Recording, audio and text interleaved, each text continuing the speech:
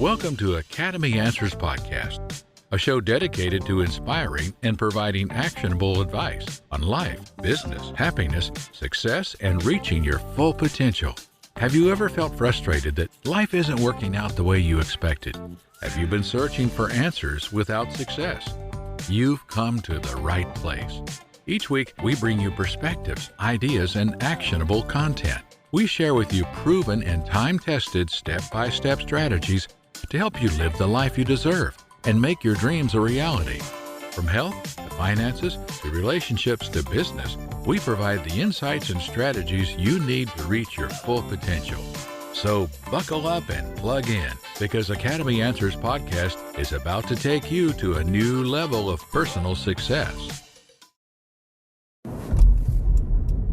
Hey guys, how you doing? Welcome to the Academy Answers Podcast. Thanks for joining us. Thanks for listening. And it's always such a pleasure to come to you in the mornings to share with you concepts about happiness, success, full potential. I put happiness first intentionally, because if you cannot be happy, what else is there?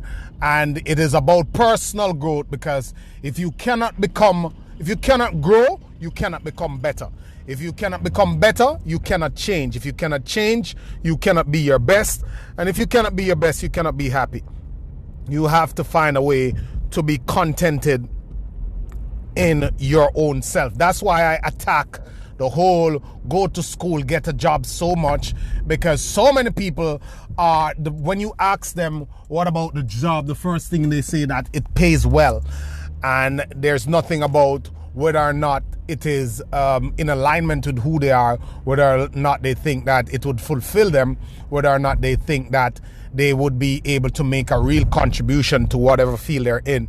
So most people are just collecting a paycheck, and as a result of that, sometimes you can't blame corporations, because corporations have no choice but to systemize you. Because if you're working to just collect a paycheck, that means your creativity, your energy, your dedication, your physical or emotional connection to whatever task you're doing is at best mediocre. So unless they systemize it and hold a big stick over your head, you pretty much are not going to do it, because you're just going through the motions. So they have to find a way to protect their investment. So sometimes we knock them, but they have no other way of doing it, because they are aware of the numbers too. They are aware that 90% of Americans say that they hate their jobs, or they're not happy at their jobs, because it matches to the stats that says above 87%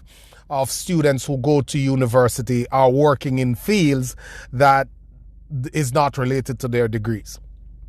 So we have teachers selling insurance, we have engineers working in retail, we have people who do the international business working as store clerks and stockers and marketers, and we have a whole different thing happening from what the school is supposed to be preparing society for. So it's supposed to be a system where the school system push out supplies the workforce, but the school system doesn't do that so well. So if you notice, you'll see Fortune 500 companies who have it all figured out, who sit on maybe 15,000, 20,000 chain stores, and they are telling you that in order to run one of these joints, you could easily just need a high school diploma or a degree. Don't matter, because they're going to train the skill anyway. So you have to decide what you want and decide that you can make this happen. So this question this morning, we answer questions if you're joining us for the first time on personal development. We do work on social media, on our websites, we do trainings, and people ask questions because of our interactions or make comments, and we use this podcast to answer them at scale, because we believe that whatever one human being go through, there are other people going through the same things in the world. So instead of answering these questions a million times in our lifetime, we put them in a system, as a block of work, as a body of work where people can access people can come into, people can stumble upon, people can search, and then we'll be able to impact the many lives that we have a goal to impact over our years on this earth. And we're blessed to be heard. We're blessed to be and grateful for the opportunity to have so many followers on social and have so many people on our email list. I think I have an email list with 23,000 people. I have my socials come up to maybe, 80 or 80,000 people. So people people are getting value from the content. This person wants to know, how do you kick a bad mood? She's saying that my mood always keep me low energy. It's making me antisocial. It's making me procrastinate. It doesn't give me the energy because I find that I'm in a terrible mood each time something goes wrong and I can't shake it. It takes me a long time to shake it. I wake up in the mornings with it, and it's giving me a hard time. And I realize that if I do changes, then it will help me. That is a very good question. Look, we're emotional animals. We're emotional creatures, and we're creatures of we are a social being. We are social animals first. So a lot of time people say, "Oh, I'm being logical," but people are not logical. People are emotional. What we do, we make emotional decisions, and then we try to rig or tweak logic to support the emotional decision that we make. So it's mainly on emotion. So let's say I go to the mall to get myself a pair of pants.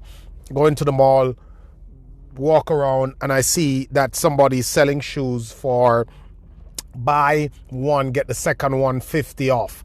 I'm like, oh, that's a nice shoes. I didn't want shoes. I didn't go for shoes. I have more things to do with the money.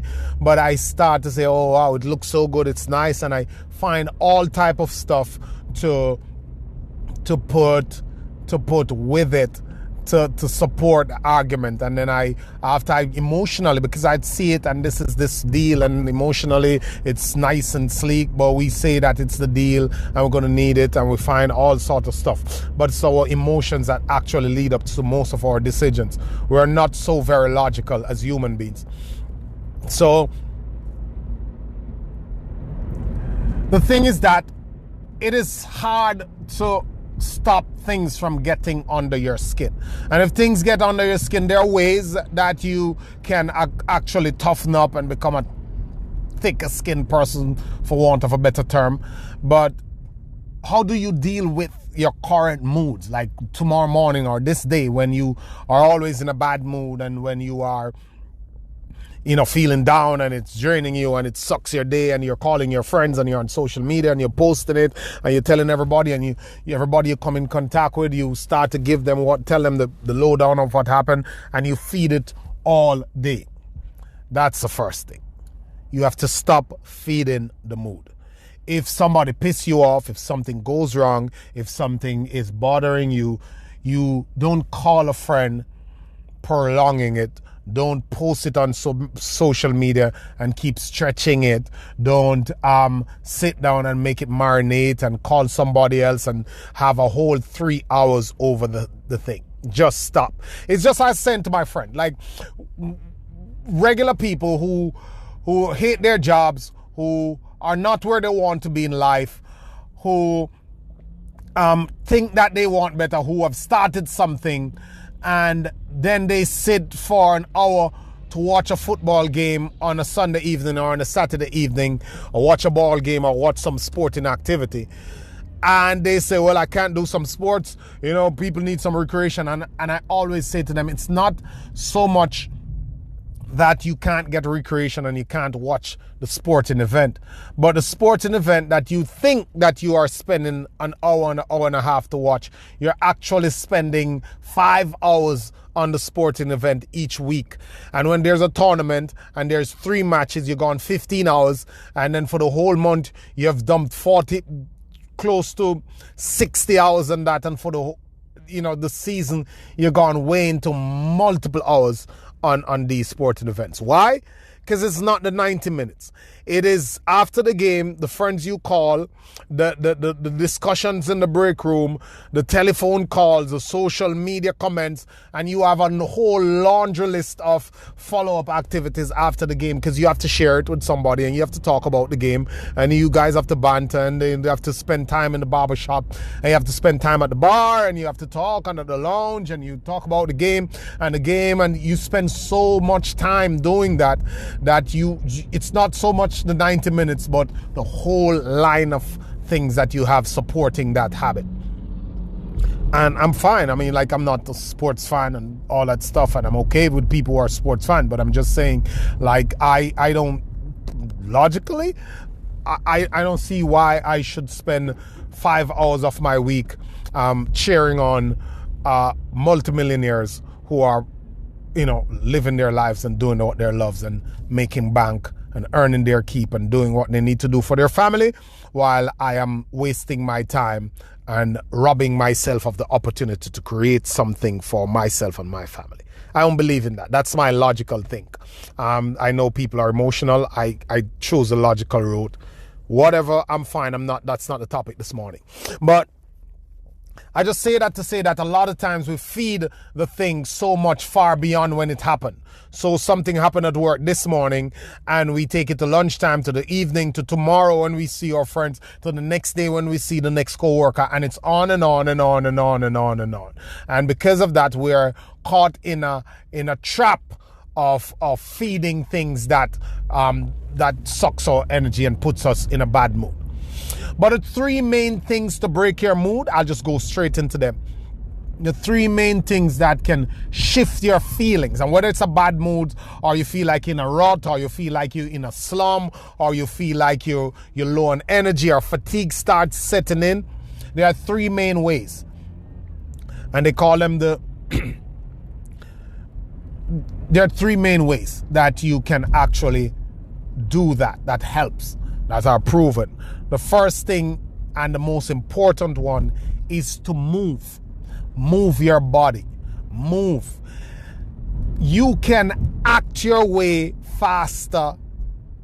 You can act your way into a feeling faster than you can think your way into it.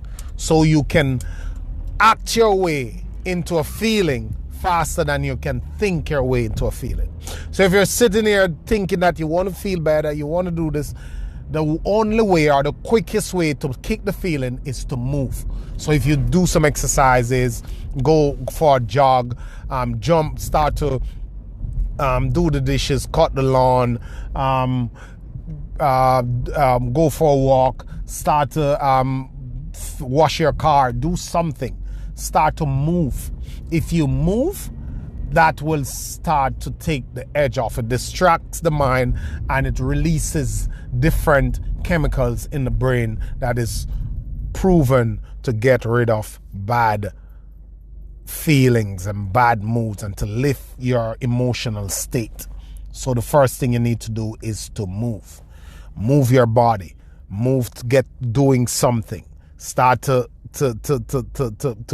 involve yourself in other activities, and that will start to help to take the effort off, take the edge off, take the effort off. I'm sorry. So the next thing is to make. If you are a painter, if you create, if you assemble stuff, all that type of stuff will help. Start to do something with your hands, whether you're gonna make a cake, whether you're gonna make some form of a painting or some form of a piece of an item. If you make, that will help you to take the edge off. So for people who can make things or who like to make things, if you make, when in that activity, different parts of the brain is activated, and you'll be able to change your mood just by making something.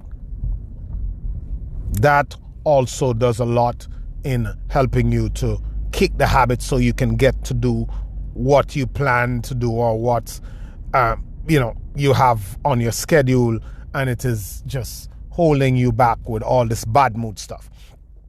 And the last point, and that is to meet. Go meet up with your friend. Go meet up with your friend. Call somebody. Have coffee. Human interaction is powerful in taking the edge off. Meet up with your friend, meet up with a co-worker, meet up with some associate. Just say, hey, you want to go out for coffee? Hey, you want to have a drink? Hey, something. Let's go meet. Once you start to meet people, then it does help to make you feel better, because people need people, and we are all human beings, and human beings highest, and I said before, the highest desire in us is to feel accepted. And we feel accepted not by objects.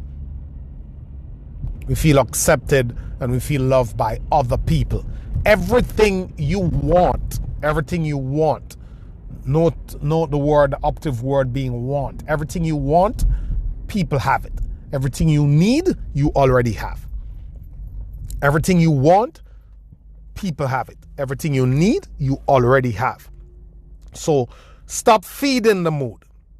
When it happens, start to distract yourself from it. Don't walk around. You might tell 2-3 people to get it off your chest if you have to, but don't prolong it into the day.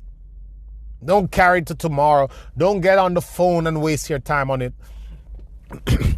Just get past it. Aim at getting past it, not to get on with it.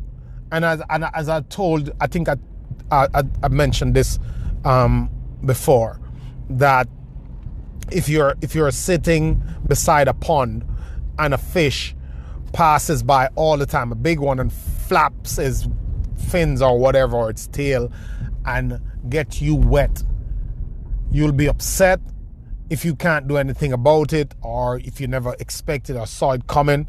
They can get you wet. That fish can get you wet, but you know what? It cannot make you into a fish. You will be dry again, and they will always be a fish, and you will be a person. You will be dry again in a couple of minutes, but they will always be a fish. So if somebody make you miserable, make you sad, make you down, it's their own misery that they have to keep. They might be a miserable person. They have to stay that miserable way. They cannot transfer their misery to you. They cannot transfer their personality to you. You are not going to become a miserable person because they projected their misery on you. You're going to get over it. They are not. So when you get over it, they'll still be the miserable person unless they fix themselves. So just think about it that way, that whatever puts you in a bad mood is not you. You are not your mood. You can get past it, and you can move, you can make, you can meet, and you can stop feeding that and kick the thing so you can get on doing what you're doing. Because a huge part of success, that's why success is 80% psychological. A huge part of success is learning to manage your state. You must be able to function under pressure. You must be able to keep a clear mind. You must be able to maintain clarity. And you must be able to act despite what's going on in your head. Because as I posted on my social the other day, when it comes on to you raising your hand, you getting up, you showing up for success, you have effectively started a war. You are now engaged in battle. It's going to be all guns blazing. Everything is going to come at you. You're going to lose money. That's why not everybody have the stomach to be an entrepreneur. Because you're going to lose money, you're going to get battered, you're going to feel stupid, you won't be able to figure it out, you're not going to know what to do, you're not going to know where to turn, you're going to feel so uncertain. And it is your ability to operate with that uncertainty that's going to be the defining characteristic of whether or not you can make it. Have a good day, guys. Always a pleasure. I hope you can get rid of whatever mood you have. Like, we all get into these stupors sometime. But, you can't allow it to hold you down, and you have to start to get into the habit of kicking them. And the more you practice kicking them, then the better you become at getting rid of those moods. So have a good one. Always a pleasure. Thank you so much, guys.